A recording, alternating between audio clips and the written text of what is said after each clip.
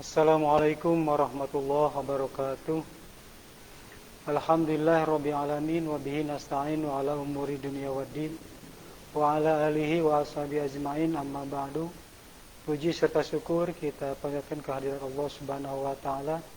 Shalawat beserta salam semoga tetap terlimpah curahkan kepada baginda Nabi Muhammad sallallahu alaihi wasallam, pada keluarga, para sahabat serta umatnya yang senantiasa mengikuti jejaknya. Mudah-mudahan kita semua termasuk di dalamnya. Amin ya rabbal alamin.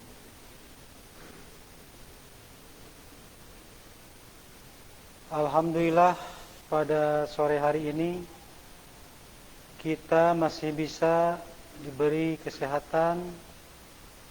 Mudah-mudahan dengan kita masuk ke tahun baru ini, tahun baru Hijriah 1442 Hijriah, mudah-mudahan kita semua bisa meningkatkan amal ibadah kita. Amin ya rabbal alamin.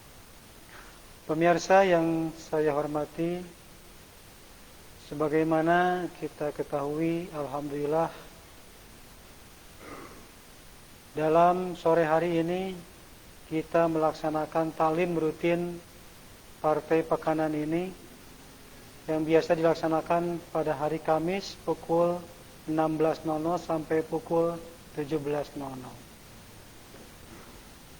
Adapun pada sore hari ini, yang insya Allah telah hadir Pak Ustadz Haji Heri Ahmadi, yang mana pada sore hari ini membawakan tema tentang hijrah.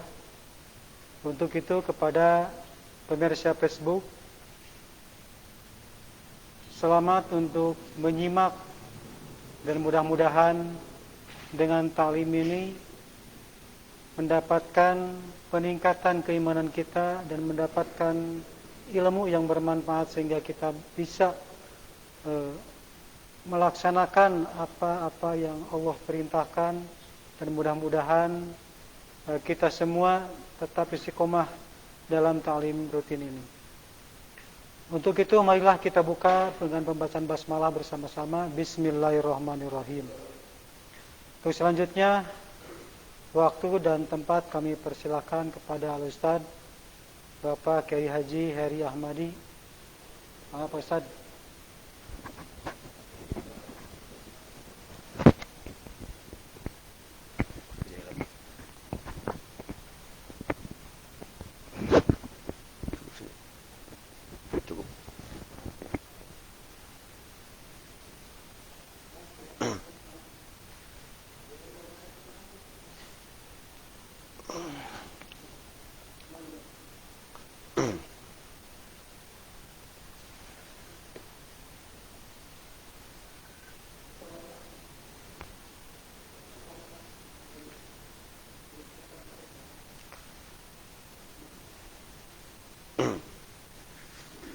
Bismillahirrahmanirrahim. Assalamualaikum warahmatullahi wabarakatuh.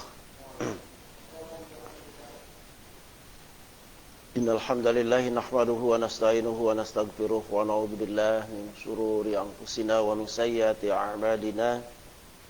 May yahdihillahu fahuwal muhtadi wa may yudlil fala hadiyalah. Asyhadu an la ilaha illallah wahdahu la syarika lah wa asyhadu anna Muhammadan abduhu wa rasuluhu alladzi la nabiyya ba'dah. Allahumma shalli ala Muhammad wa ala ali Muhammad wa ala alihi wa ashabihi wa junudihi wa man tabi'ahum bi ihsanin ila yaumil qiyamah wa ba'du. Faqad qala Allah ta'ala fi kitabihil adim wa huwa asdaqul qailin. A'udzu billahi minasyaitonir rajim. Innal ladzina amanu wal ladzina hajaru wa jahadu fi sabilillah ulaika yarjuna rahmatallah wallahu ghafurur rahim. Al-ayah. Wa qala Rasulullah sallallahu alaihi wasallam fi hadisihi innamal a'malu binniyat wa innamal likulli imri'in ma nawa. Faman kana hijratuhu ila Allahi wa rasul fa hijratuhu ila Allahi wa rasul. Faman kana hijratuhu ila dunya yusibuha aw imra'atin yankihuha fa yuhajiru ma hajara ilaih. Shadaqallahul azim wa sadaqa rasuluhul karim wa nahnu ala dzalika minasyahidin at-tabi'in. Para pemirsa yang dirahmati Allah Subhanahu wa taala, alhamdulillah wa syukru ala ni'amillah. Dengan takdir dan izin Allah Subhanahu wa taala, pada sore hari ini kita masih diberi kesempatan oleh Allah Subhanahu wa taala juga kesehatan. Mudah-mudahan para pemirsa semuanya diberikan kesehatan oleh Allah Subhanahu wa taala dan juga ditambah kesehatannya dengan afiah. Artinya kesehatannya bisa produktif untuk melakukan kebaikan-kebaikan. Pada sore hari ini kita telah memasuki pada tahun baru Hijriah di bulan Muharram. Maka tema yang akan kita bahas bersama-sama tentang hijrah. Ma'asyiral muslimin rahimakumullah. Berbicara tentang hijrah, maka tasawur di kalangan masyarakat, persepsi masyarakat tentang hijrah itu identik dengan tahun baru Hijriah atau dengan tanggal 1 Muharram. Yang kebetulan takdir Allah pada tahun ini kita memasuki 1442 Hijriah. Permasalahan yang akan kita bicarakan pada hari ini, benarkah hijrah terjadi pada tanggal 1 Muharram? Yang kedua, mengapa para sahabat menjadikan hijrah sebagai piti mangsa untuk tahun Islam? Yang ketiga, apa hubungannya tahun baru Hijriah dengan kebangkitan Islam atau Syahwat Islamiyah? Para pemirsa yang dirahmati Allah Subhanahu wa taala, tidak asing lagi kalau kita berbicara hijrah, tentu ini akar kalimatnya adalah berbahasa Arab. Hajaro yuhajiru muhajaratan. Ada 3 kata atau 4 kata lah menurut para ahli bahasa yang berkutat di sekitar hijrah itu. Ada kata-kata berpindah, ada kata-kata menjauh, meninggalkan atau keluar. Menurut catatan sejarah yang kami baca, bahwa hijrah Rasulullah SAW itu sesungguhnya terjadi pada bulan Rabiul Awal.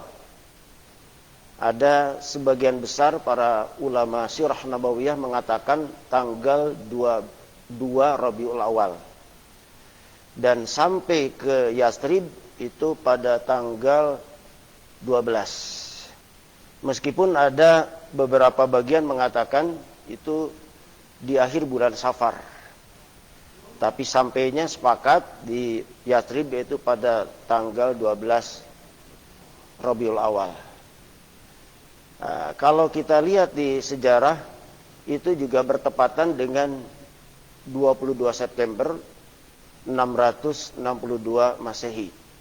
Ada juga yang mengatakan 16 September, ada yang mengatakan 20 September. Tetapi intinya bahwa sepakat para ulama sirah nabawiyah sampainya ke Yathrib itu pada tanggal 12 Rabiul Awal.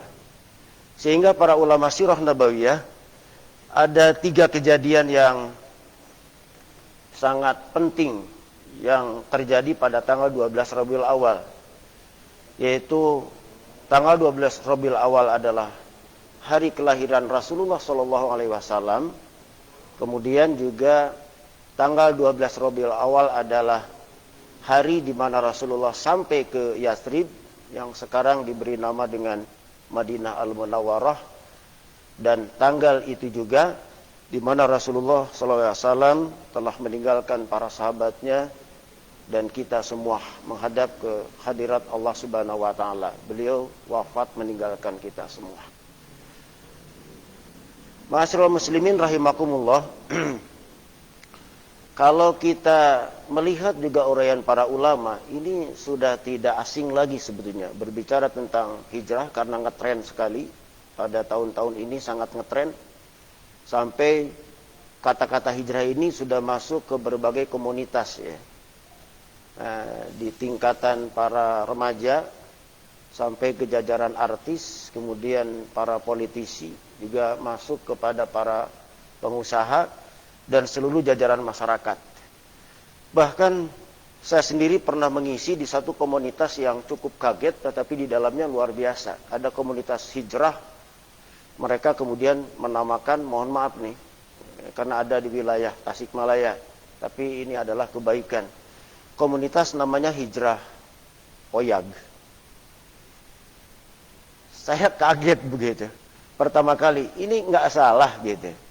Hijrah Oyag. Oyag itu bahasa Sunda ya. Oyag teh oyag-oyagan. Jadi tidak tetap gitu. Saya tanya kenapa ini namanya Hijrah Oyag. Hijrahnya bagus, oyagnya inilah yang kurang bagus. Mereka mengatakan, Pak Ustadz, saya ini mau ngaji, mau belajar agama, hijrah, tetapi belum panceg oyag-oyagan. Bolehlah, saya katakan ditarget ya, 1 atau 2 tahun. Setelah 2 tahun, 1 tahun atau 2 tahun, kemudian jangan lagi ada kata-kata oyag, karena hijrah ini adalah sesuatu yang sangat positif. Para ulama kemudian mengatakan bahwa hijrah ini ada yang disebut ma'nawi dan ada yang disebut dengan makani. Kita juga sudah paham lah. Ma'nawi adalah hijrah dalam pengertian sisi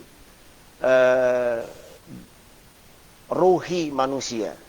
Jadi ma'nawiyahnya, bukan jasadiahnya. Kalau makani itu hijrah dalam sisi tempat atau jasadiahnya. Meskipun para ulama mengatakan hijrah ma'nawi ini menyangkut masalah hijrah i'tiqadi. Kemudian hijrah fikrah, hijrah syu'uriyah. Fikrah itu pemikiran, syu'ur adalah perasaan. Kemudian suluk, suluk itu akhlak, gaya hidup, style gitu. Sampai kalau orang barat itu kalau mereka masuk Islam, maka stylenya itu langsung berubah ya. Dari sisi pakaian dan sebagainya. Itu suluk. Kemudian juga ijtimaiyah, dari sisi sosialnya. Nah, kemudian hijrah makaniyah adalah tempatnya. Nah, inilah yang jarang diketahui oleh kebanyakan masyarakat, bahwa hijrah sesungguhnya yang dilakukan oleh Rasulullah SAW dari Mekah ke Madinah itu bermula dari hijrah ma'nawiyah yang dilakukan oleh Rasulullah sebagai sebuah persiapan di Mekah kurang lebih 13 tahun. Oleh sebab itu para ulama mengatakan bahwa ketika Rasulullah mendapatkan wahyu yang pertama dan Rasulullah kemudian turun ke rumahnya menemui Khadijah dan mengatakan jamiluni pajamiluhu, kemudian diselimuti oleh Khadijah dan turun lagi wahyu berikutnya, dan kemudian Khadijah berusaha untuk menenangkan Nabi karena Nabi itu sangat ketakutan, sangat galau, sangat panik karena beliau baru pertama kali bertemu dengan makhluk yang belum beliau kenal. Maka kemudian Khadijah menenangkan, demi Allah, wahai suamiku, innallaha, sesungguhnya Allah tidak akan menyedihkan kamu selama-lamanya. Innaka la tasilur rahim wa taksibul ma'dum. Sesungguhnya engkau adalah orang yang tukang menyambungkan silaturahmi, menanggung beban penderitaan umat. Kemudian engkau adalah orang yang punya kepedulian terhadap nasib sosial masyarakat. Maka kemudian dibawa oleh Khadijah kepada pamannya, Waraqah bin Naufal. Dan pada waktu itu menceritakan apa yang terjadi. Dan Waraqah kemudian mengatakan, hadan namus alladhi ja'a ila Musa. Singkatnya cerita begitulah. Waraqah menyambut, ini adalah namus yang pernah datang kepada Musa. Berarti engkau adalah nabi, dan itu yang datang adalah malaikat Jibril. Namus itu adalah sebutan lain untuk malaikat Jibril, karena nama malaikat Jibril sangat banyak ya. Kemudian Waraqah mengatakan, lau kuntu fiha jada'an la ansurannaka nasran mu'azzaran. Seandainya saya kembali menjadi muda pada waktu itu, maka saya akan melakukan pembelaan terhadap kamu Muhammad nasron muazzaron, dengan pembelaan yang serius, yang sungguh-sungguh. Id yukhrijuka qaumuk, ketika kamu akan diusir oleh kaum kamu. Awamukhrijiyahum, ini cikal bakalnya.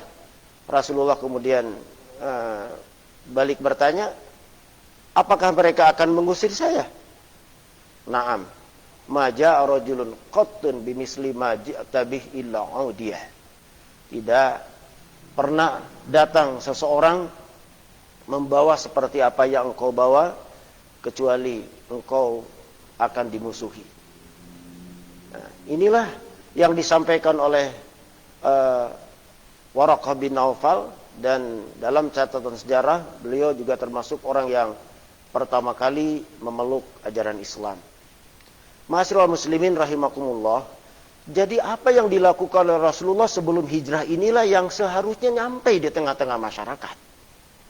Jadi kita melihat hari ini alhamdulillah semangat masyarakat kemudian untuk merespon tahun baru hijriah ini sangat luar biasa. Sampai ekspresinya tadi malam ada yang pawai obor, ada yang menabuh bulag, ada yang mereka melakukan kajian, ada yang mereka melakukan zikir, ada yang khatam Al-Quran, ada yang mereka melakukan kegiatan sampai larut malam, sampai subuh. Ini sangat luar biasa. Tetapi pesan tersiratnya ini harus nyampe di tengah-tengah masyarakat. Karena apa? Nah, inilah yang tadi saya katakan poin ketiga. Sesungguhnya apa harapan para ulama tentang tahun baru hijriah ini dengan Shahwatul Islamiyah? Nah, ini harapannya adalah ketika datang tahun baru hijriah ini, kaum muslimin bisa bangkit kembali memimpin peradaban menjadi ustadiyatul alam. Mengapa? Karena setelah runtuhnya Khalifah Turki Utsmaniyah 1924 sampai hari ini, maka para ulama kemudian berharap setiap tahun baru itulah muncul kembali semangat kaum muslimin untuk kemudian memperjuangkan, mengamalkan, mendakwahkan Islam sampai menjadi sebuah peradaban besar. Maka temanya mereka mengatakan Shahwa al-Islamiyah, yang kemudian direvisi karena berulang-ulang melakukan itu, ini belum ada hasilnya. Karena apa? Karena belum ada pekerjaan yang konkretnya. Malamnya pawai luar biasa, besoknya masjidnya kosong, kemudian tidak ditindaklanjuti dengan amaliyah-amaliyah yang nyata. Inilah PR besar bagi kita yang kemudian untuk kita lanjutkan. Baiklah, kita lihat bagaimana Rasulullah SAW sepak terjangnya di Mekah sebelum hijrah. Ini sesuatu pesan yang harus kita tangkap di peristiwa hijrah ini. Ma'asyiral muslimin rahimakumullah. Rasulullah dakwah di Mekah itu kurang lebih 13 tahun. Pesan-pesan dakwah yang disampaikan itu ada 3 poin besar. Ada juga ulama mengatakan Muhammad Al-Ghazali 4 katanya. Jadi yang pertama, bahwa poin besarnya itu adalah ajakan Rasulullah, dakwah Rasulullah itu tentang tauhidullah. Mengajak masyarakat untuk mentauhidkan Allah, memperkenalkan siapa Allah. Kemudian yang kedua, tentang mengingatkan bahwa kita akan mati, kita akan dihisab, akan ada jaza, akan ada perhitungan, akan ada surga dan neraka. Jadi yang kedua adalah meyakinkan mereka tentang adanya kehidupan akhirat, kehidupan setelah kematian, adanya surga dan neraka, adanya hisab. Yang ketiga adalah tentang tazkiyatun nafs. Jadi pesan Rasul di Mekah pada waktu itu adalah bagaimana membersihkan jiwa-jiwa masyarakat pada waktu itu, dan orang yang telah masuk adalah para sahabat di tazkiyatun nafs. Dan yang keempat, kata Muhammad Al-Ghazali, memang ini memelihara sendi-sendi kehidupan masyarakat Islami, kata beliau. Nah, inilah yang kemudian ternyata dakwah Nabi itu tidak disambut seperti hari ini orang berdakwah. Ternyata dakwah Rasulullah itu pada tahapan awal hanya menghasilkan 12 orang. 12 orang ini adalah orang-orang yang pertama kali masuk Islam, termasuk istri Rasul, yaitu Khadijah radhiyallahu an, kemudian Abu Bakar, kemudian ada Zaid bin Sabit, yang keempat ada Ali bin Abi Thalib, kemudian Utsman bin Affan, Thalhah bin Ubaidillah, Sa'ad bin Abi Waqqas, dan dari ahlul kitab adalah yang tadi Waraqah bin Naufal. Ini yang 12 orang. Dan Rasul melakukan dakwah ini adalah secara tidak jahriyah, tetapi secara sirriyah. Jadi dakwahnya adalah dakwah fardiyah. Apa sambutan mereka tentang itu? Mereka kemudian menyambut dakwah Nabi itu dengan cemoohan, dengan sindiran, dengan mereka mencibirkan lah. Jadi Rasul berdakwah, sambutannya kurang begitu bagus. Bahkan Rasulullah kemudian melakukan dakwah terbuka. Dakwah terbuka dilakukan oleh Rasulullah di Bukit Sofa. Dan Rasulullah kemudian mengajak masyarakat untuk memproklamirkan dirinya sebagai Rasulullah, sebagai utusan Allah. Wa inni Rasulullah ilaikum ajmain. Dan respon masyarakat itu bukan bagus, tapi mereka diam, tidak ada yang bicara, hanya Abu Lahab yang angkat tangan, dan itu pun bukan interupsi, tapi menjelek-jelekan. Bukan hanya interupsi, dia mengatakan, Tabban laka ya Muhammad alihada jama'atana.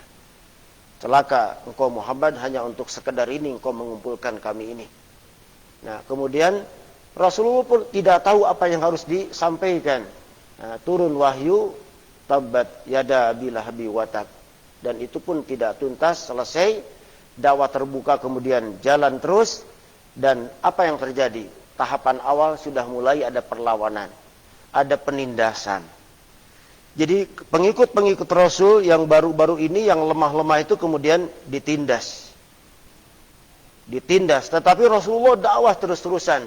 Maka yang dilakukan oleh orang-orang Quraisy, ditempuhlah jalur perundingan. Jadi Rasul diajak berunding. Datanglah utusan Quraisy yang ahli berdiplomasi, Utbah bin Rabi'ah. Beliau menawarkan 4 opsi kepada Rasulullah. Muhammad, sudah saja kamu berhenti berdakwah.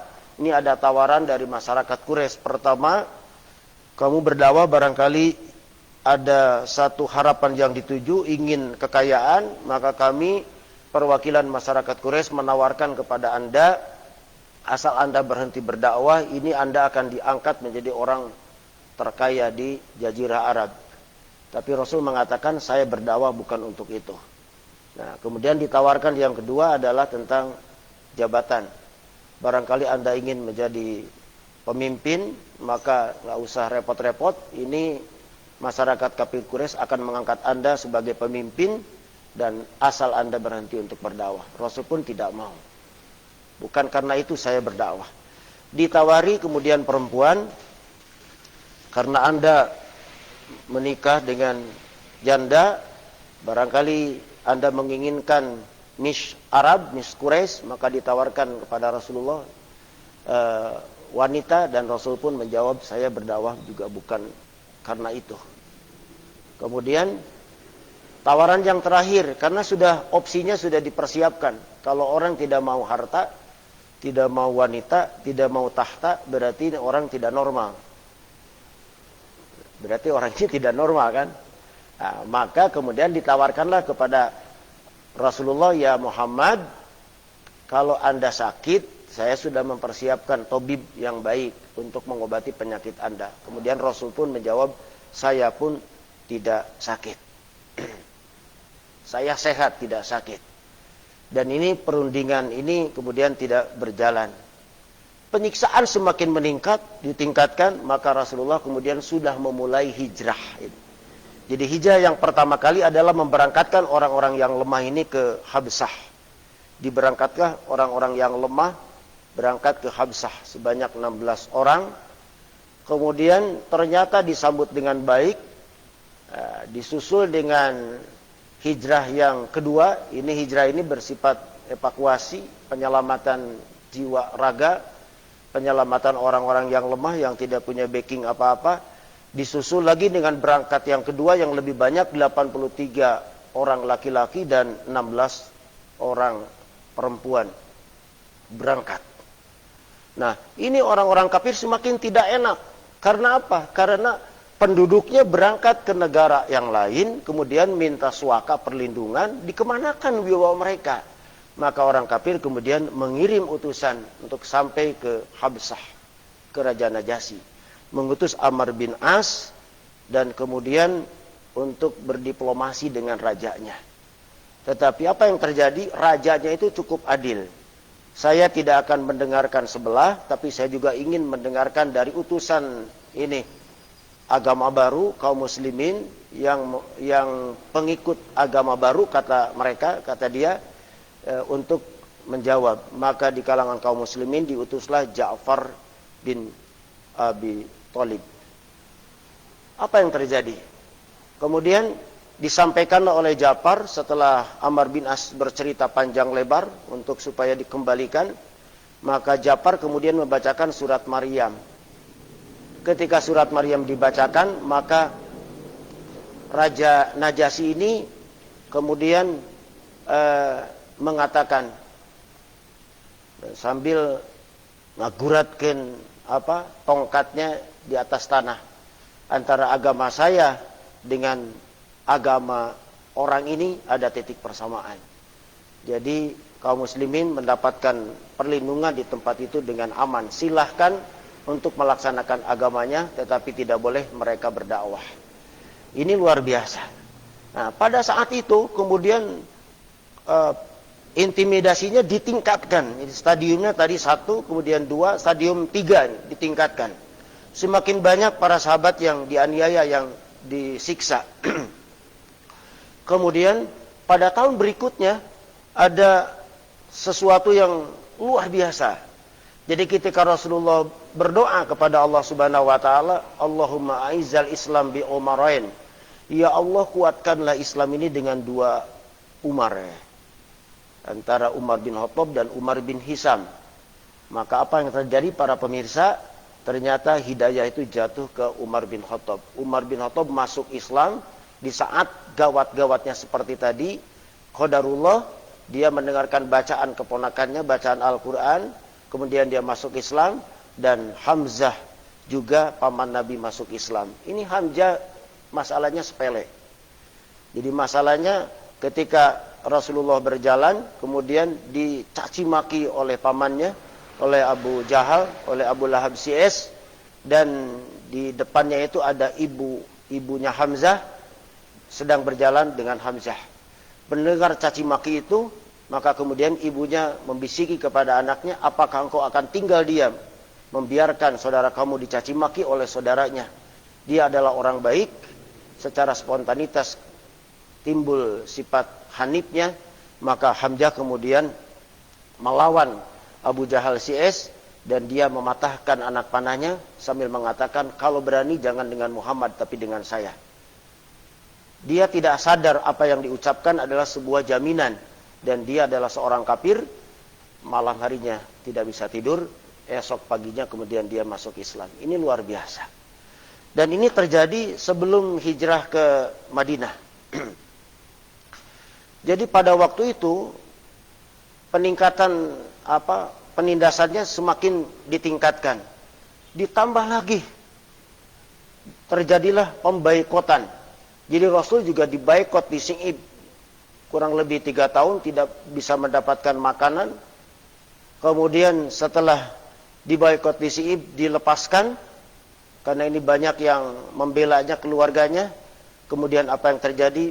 Pada tahun berikutnya istri Rasulullah SAW, Khadijah meninggal dunia. Disusul dengan pamannya juga meninggal dunia. Maka dalam sejarah ini adalah Amul Husni. Ini juga yang harus dipahami lah sepintas, karena waktunya ini terbatas nih. Yang harus dipahami oleh generasi yang sekarang. Jadi supaya kita tahu ketika kita bawa obor, apa semangatnya sesungguhnya yang akan kita bawa. Jadi jangan sampai kita tidak tahu kemana pesan apa yang harus dibawa. Jadi pada tahun itu tahun berduka cita. Rasul semakin sedih begitu. Karena orang-orang yang membackup dakwahnya sudah tidak ada. Maka harapannya adalah mencari daerah baru yang bisa menerima dakwah ini. Maka tiada lain adalah Taif. Nah, ketika Rasulullah merencanakan ke Taif dan sudah diplanningkan, beliau berangkat ke Taif, tapi apa yang terjadi? Ternyata orang-orang kafir Quraisy lebih dahulu mereka datang kemudian memprovokasi. Jadi Taif tidak menerima beliau untuk berdakwah, bahkan dikejar-kejar oleh anak-anak kecil, dilempari batu seperti kepada orang yang sakit ya. Dan sampai Rasulullah berdarah-darah, kemudian mengeluarkan keringat dan masuk ke kebun anggur. Nah, di sana di luar dugaan, ternyata yang masuk Islamnya adalah penjaga kebun. Nah, ini kalau cerita ini disampaikan, kalau para pemirsa nanti umroh ya ke Taif, kemudian ceritakan ini, orang Taif mengatakan, sudah cukup, jangan dilanjutkan, malu saya. Jadi orang Taif itu malu karena nenek moyangnya itu pernah menolak dakwah itu. Tapi dengan hebatnya Nabi, ketika Nabi dikejar-kejar, yang masuk Islam adalah Adas, penjaga kebun, itu pun beragama Nasrani tadinya. Nah, ketika khawatir atau kasihan melihat Nabi kecapean di suguhan air, di suguhan anggur, dan diintip, dan ternyata Rasulullah kemudian sebelum meminumnya beliau berdoa. Nah, dia menjadi kaget ada persamaan dengan agamanya, kemudian didekati dan ditanya tentang siapakah nama Anda, dari mana, dan Rasulullah juga balik bertanya, siapakah Anda dan dari mana? Dan dia bercerita min Nanua. Maka Rasulullah mengatakan, itu adalah kota saudara kami, Yunus. Beliau mengatakan, kenapa Anda kenal dengan Yunus? Maka Nabi Yunus yang dimaksud. Maka Rasulullah mengatakan, Yunus adalah saudara saya, karena Yunus adalah Nabi sama seperti saya. Kemudian orang itu masuk Islam. Nah, Rasulullah harapannya itu pupus. Taif tidak lagi menjadi basis untuk dakwah ini. Beliau akan kembali ke Mekah. Di Mekah sudah panas. Karena Rasul sudah tadi melakukan pengiriman evakuasi hijrah ke Habsyi sudah 2 kali. Ditambah penindasannya semakin menjadi-jadi. Backingnya sudah tidak ada. Khadijah dan Abu Thalib juga sudah tidak ada. Kemudian beliau ke Taif. Di Taif sudah diusir. Mau kembali lagi ke Mekah. Ini sudah tidak nyaman. Maka kemudian Rasul mendatangi orang kafir. Namanya Mut'im bin Adi. Mut'im bin Adi ini adalah orang kafir, tapi dia tokoh. Kalau sekarang dia ternama, orang berwibawa. Karena Rasul berhubungan baik dengan orang itu, maka Mut'im bin Adi kemudian menjamin, silakan Muhammad Anda datang ke Mekah, dan saya yang menjamin keselamatan Anda. Maka Abu Lahab, Abu Jahal tidak bisa mengganggu Nabi. Karena apa? Karena atas jaminan Mut'im bin Adi. Kisah inilah yang kemudian oleh Rasulullah diungkap kembali ketika pada perang Badar. Nah, silakan para pemirsa nanti dibuka. Jadi ketika perang Badar ada tawanan. Tawanan itu kemudian tadinya mau ditebus, keburu turun ayat. Sebagian ada yang tebus, sebagian ada yang dihukum, sebagian ada yang dipekerjakan. Dan Rasulullah sempat bertanya, seandainya ada Mut'im bin Adi. Nah, ini Rasulullah membalas kebaikan dengan kebaikan. Apakah di tawanan itu ada Mut'im bin Adi? Karena dia kafir. Oh ya Rasulullah, dia sudah tidak ada. Kalau dia ada hari ini dan dia jadi tawanan, akan saya bebaskan. Karena apa? Karena beliau adalah orang yang menjamin saya ketika beliau kembali lagi ke Makkah. Nah, sayangnya sudah tidak ada. Nah, ketika Rasulullah pulang ke Mekah, nah ini sudah mendekati tahun ke-13. Nah, terjadi Isra Mi'raj, ada perintah sholat. Nah, sudah mendekati tahun ke-13, pengikutnya itu juga, penindasan semakin menjadi-jadi, sudah turun tuntunan sholat, dan sholat ini perlu operasional, perlu penjabaran, perlu kepada wilayah dan sebagainya. Maka Rasulullah kemana lagi ini? Dakwah ini harus disampaikan. Maka yang terakhir adalah Rasulullah kemudian memanfaatkan kedatangan tahunan. Jadi ibadah haji pada waktu itu masih di bulan Dzulhijjah, mereka datang dari berbagai negara, tapi bukan untuk ibadah haji. Itu adalah semacam upacara keagamaan, penyembahan terhadap berhala-berhala yang ada di Ka'bah. Itu di bulan Dzulhijjah. Maka datanglah orang-orang dari Yathrib, kemudian bermukim di Aqabah. Nah, inilah dimanfaatkan oleh Rasulullah Shallallahu Alaihi Wasallam. Kemudian Rasulullah mendatangi tenda-tenda yang ada. Pertama ditolak. Ada 2 tenda yang terbuka. Rupanya ini adalah tenda kepala kabilahnya. Dan Rasulullah membacakan assalam pada mereka. Kemudian ngobrol, maukah kalian mendengarkan ucapan saya? Ada yang membuka, dan apa yang terjadi? Ternyata di luar dugaan, maka mereka menerima dakwah Nabi. Dan Nabi membacakan beberapa ayat Al-Quran, kemudian mereka masuk Islam. Mereka tidak jadi untuk upacara adat mereka. Mereka kembali lagi ke Yathrib. Kemudian tahun berikutnya mereka membawa lagi rombongan 12 orang. Ini sudah tahun ke-9, 10, tahun 10, 11, 12. Datang lagi, kemudian menjadi 70 orang. Dan setelah itu Rasulullah kemudian mengutus Mus'ab bin Umair. Jadi ini cerita Mus'ab bin Umair datang ke Yathrib itu bukan tangan kosong. Itu sudah ada cikal bakal dari yang tadi 12 orang ditambah 17 orang. Maka Rasulullah memilih duta untuk diberangkatkan ke sana. Maka pilihan Nabi adalah ke Mus'ab bin Umair. Kenapa Mus'ab bin Umair? Pertama, dia anak muda, tentu supel dalam bergaul, milenial lah kalau bahasa sekarang. Kemudian dia anak orang kaya yang diusir oleh keluarganya karena masuk Islam. Kemudian dia punya perawakan yang sangat bagus. Jadi eye catching lah. Jadi kalau dilihat itu menarik ya. Ini penting juga ini. Jadi ini postur tubuh seseorang anugerah Allah. Jadi Rasul memilih ini, kalau dilihat ini menarik lah. Jadi pilihlah Mus'ab bin Umair, menarik dari penampilan, bahasanya santun, supel orangnya, kemudian dia cerdas, mudah bergaul, dia dari keluarga bangsawan tadinya yang diusir oleh keluarganya, diberangkatkan ke sana. Dalam riwayat yang lain juga Mus'ab mengatakan, ya Rasulullah, saya dibarengilah dengan asistennya, dengan temannya, karena tidak ada yang kenal, meskipun di sana sudah ada cikal bakal orang-orang yang sudah masuk Islam. Maka apa yang terjadi? Rasulullah kemudian memberikan satu lagi, yaitu Abdullah bin Umi Maktum. Ini dalam fakta sejarah, orang yang tidak melihat. Maka banyak orang menganalisa kenapa Rasulullah memilih Abdullah bin Umi Maktum sebagai guide-nya Mus'ab bin Umair. Kata Nabi, kalau seandainya Mus'ab ditolak, tidak akan diapa-apakan, karena guide-nya atau bodyguard-nya atau pengawalnya adalah orang yang tunanetra. Karena belum kuat apa-apa. Ternyata betul, ini hebatnya Nabi menggunakan membaca perasaan orang.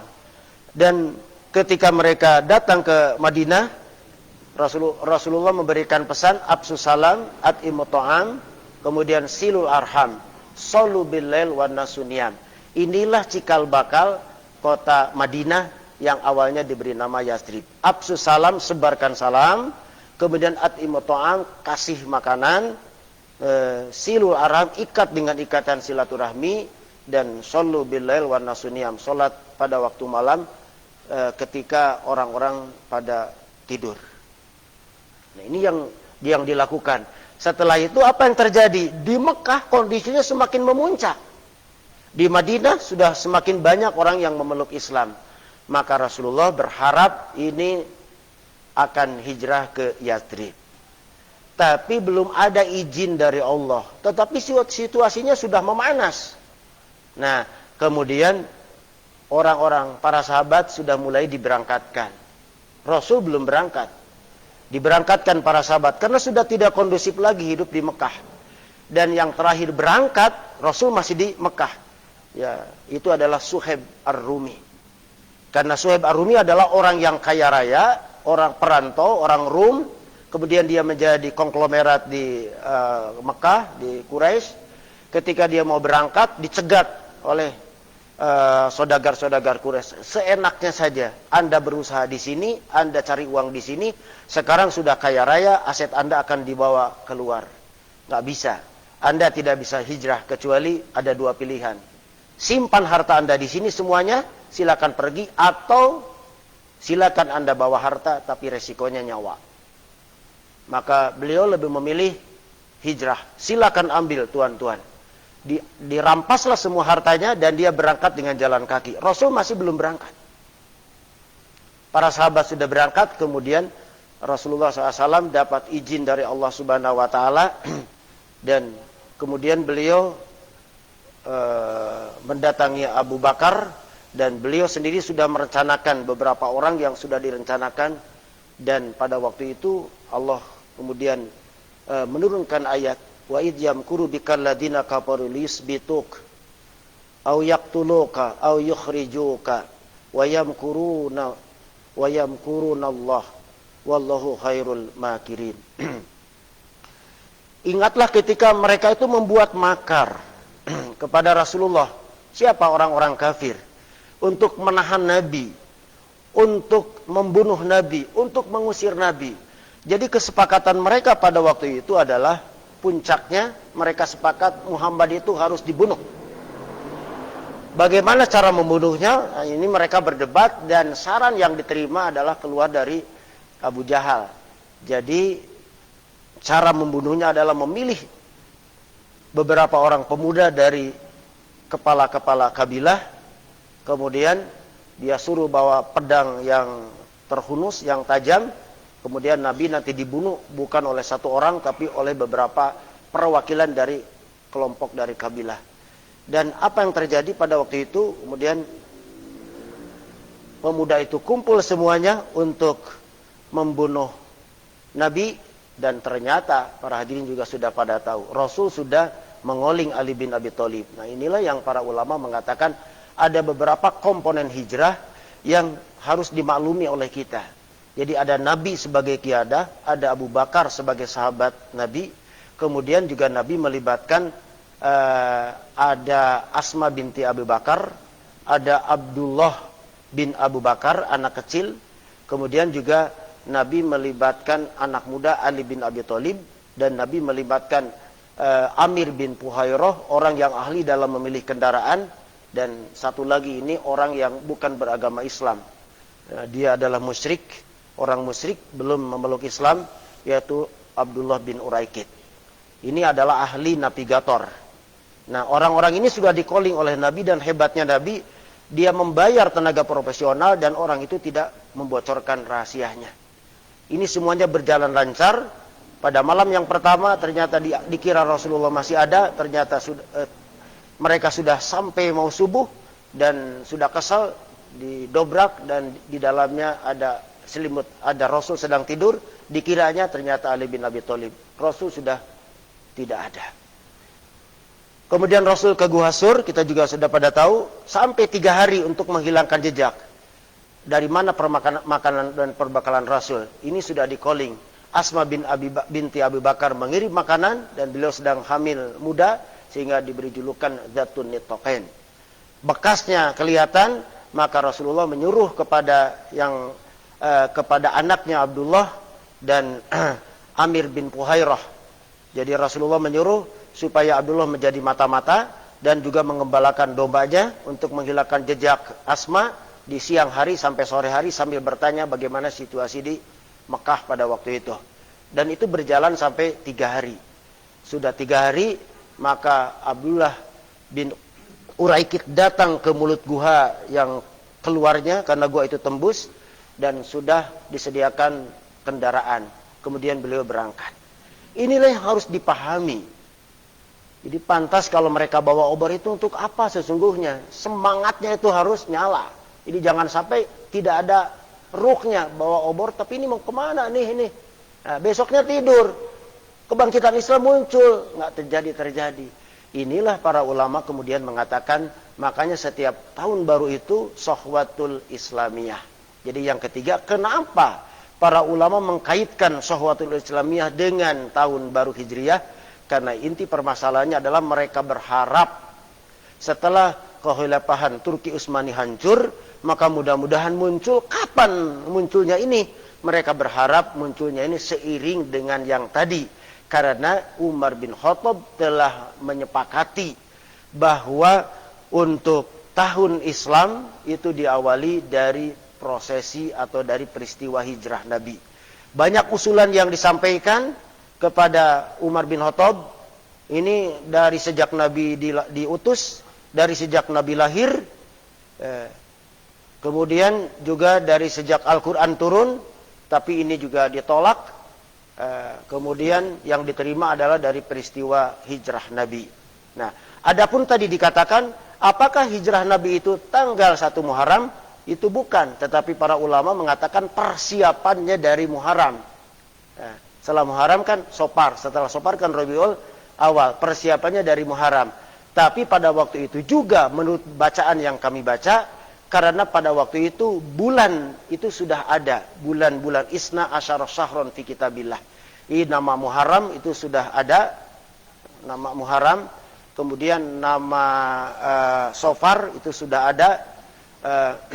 Kemudian Rabiul Awal, Rabiul Akhir, Jumadil Ula atau Jumadil Awal, Jumadil Akhir, Rajab, Sya'ban, Ramadan, kemudian Dzulqa'dah dan Dzulhijjah. Cuma mana yang pertamanya? Apakah yang pertamanya itu Muharram atau yang pertamanya itu Ramadan? Nah, inilah karena pada waktu itu belum ada tahun. Tapi kalau hari sudah ada, hari itu sudah ada. Hari ada 7 hari.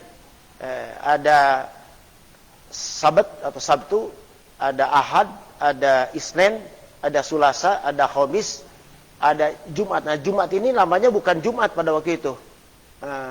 Nanti kita lihat, saya lupa lagi rubah atau apa.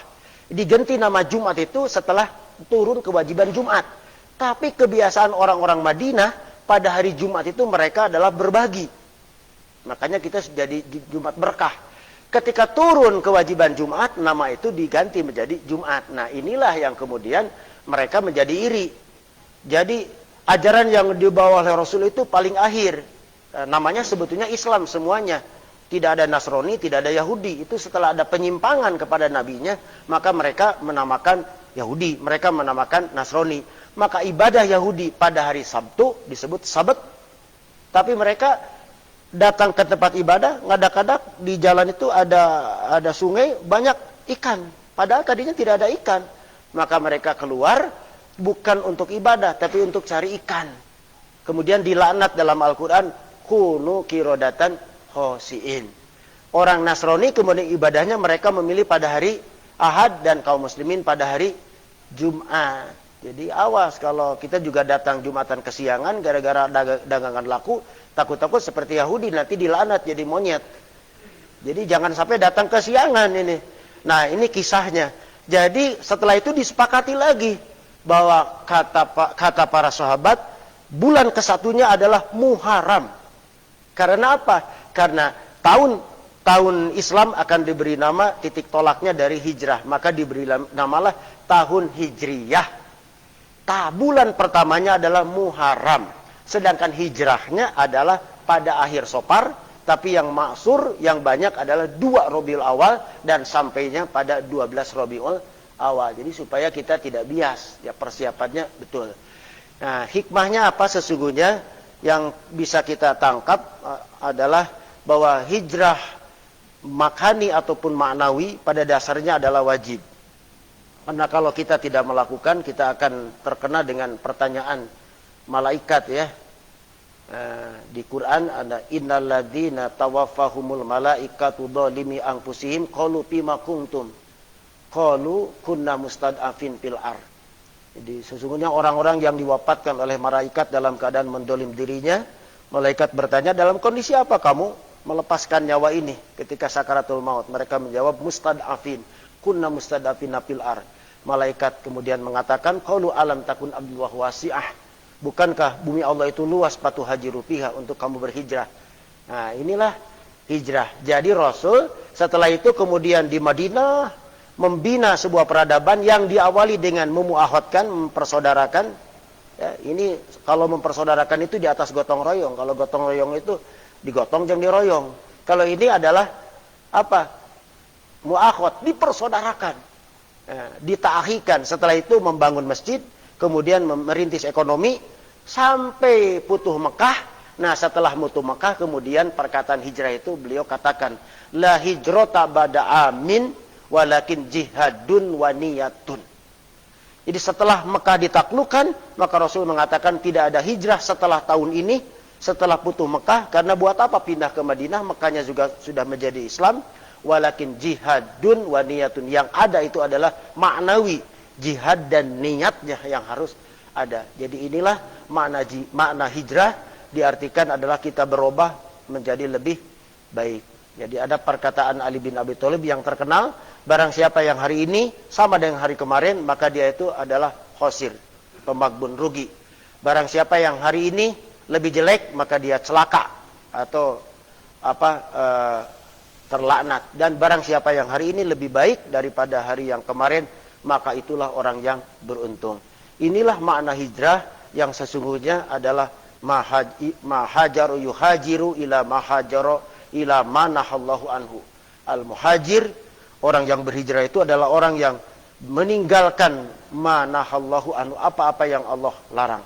Mudah-mudahan para pemirsa yang dirahmati Allah Subhanahu wa taala, ini adalah pembicaraan yang ringkas ini karena sangat terbatas. Mudah-mudahan pesannya bisa kita tangkap dan semangatnya masih kita masih kita bisa hidup dalam hati kita, tidak boleh padam, dan mudah-mudahan kita bersemangat terus untuk menjadi diri kita lebih baik daripada hari yang kemarin. Tahun sekarang harus lebih baik daripada tahun yang lalu, dan mari kita menyikapi hijrah ini dari kerumunan, dari kamiyah ilal kaf, dari kerumunan kepada kualitas, dari kuantitas menuju kualitas. Mudah-mudahan Allah Subhanahu wa taala memberikan keistimewaan kepada kita. Demikian yang dapat saya sampaikan. Mohon maaf atas segala kekurangannya. Yang benarnya dari Allah dan Rasulnya, yang salahnya dari lisan kami mohon dimaafkan. Hadanallahu wa iyyakum ajmain. Fattaqullaha mastata'tum billahi fisabilil haq. Assalamualaikum warahmatullahi wabarakatuh. Tafadhol. Enggak kelihatan saya. Oke.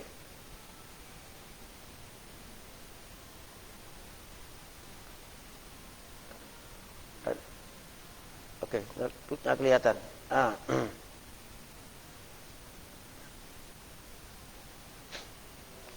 Oke. Ini ada pertanyaan yang masuk. Coba dikebawakan. Izin bertanya, jarak Mekah Madinah yang jauh itu ditemu berapa lama oleh Rasulullah SAW? Apakah Rasulullah SAW dan Abu Bakar mengendari masing-masing unta? Apakah siang hari atau malam hari mereka berperjalanan?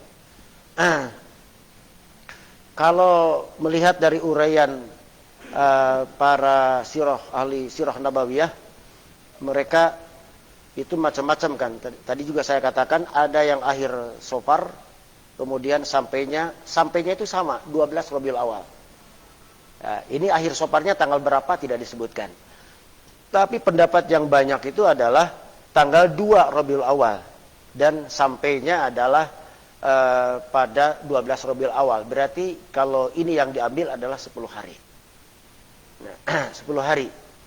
Nah, sedangkan jalan yang dilalui oleh jarak yang dilalui oleh Rasulullah itu bukan jarak yang dipakai oleh pengendara hari ini, Mekah dan Madinah. Ya. Mekah dan Madinah itu berjarak hampir sekitar 600 kilometer, antum lihat saja. Tapi jalur yang dipakai Rasul adalah jalur yang bukan ditempuh, bukan jalan yang biasa ditempuh. Jadi ini jalur kukurusukan, GPS-nya belum ada, maka yang tadi beliau membayar navigator ulung orang musyrikin. Nah, jalannya dalam sirah nabawiyah Rasulullah itu jalan siang malam, tapi siang lebih banyak istirahat dan malam hari lebih diporsirkan. Jadi ketika bertemu dengan Suraqah di perjalanan, ini banyak ceritanya, itu pun pada siang hari bukan pada malam hari.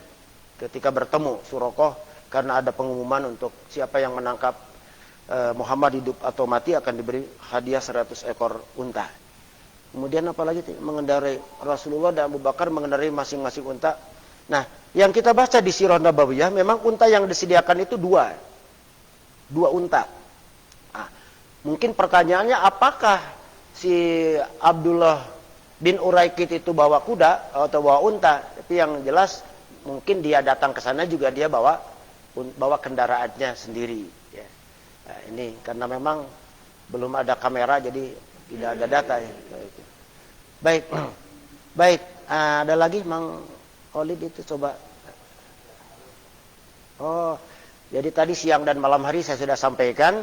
Beliau siang malam tapi lebih banyak diporsi pada malam hari. Siang pun berjalan dan kebanyakan istirahat karena suasananya panas. Tapi kalau tidak ada lagi barangkali makasih atas atensinya. Mudah-mudahan ini tidak puas dan antum banyak membaca Sirah Nabawiyah. Jadi kalau antum membawa obor nanti tahun baru semangatnya semangat seperti Nabi tadi. Jadi jangan sampai kehilangan arah bawa obor tapi kemana nih? Mau kemana dan apa pesannya? Besoknya sholat berjamaah ditinggalkan, masjid kosong, Islam harus bangkit. Nah ini nggak nyambung. Ya inilah barangkali pesannya. Sekali lagi mohon maaf, terima kasih atas perhatiannya. Bila taufiq wal hidayah. Assalamualaikum warahmatullahi wabarakatuh.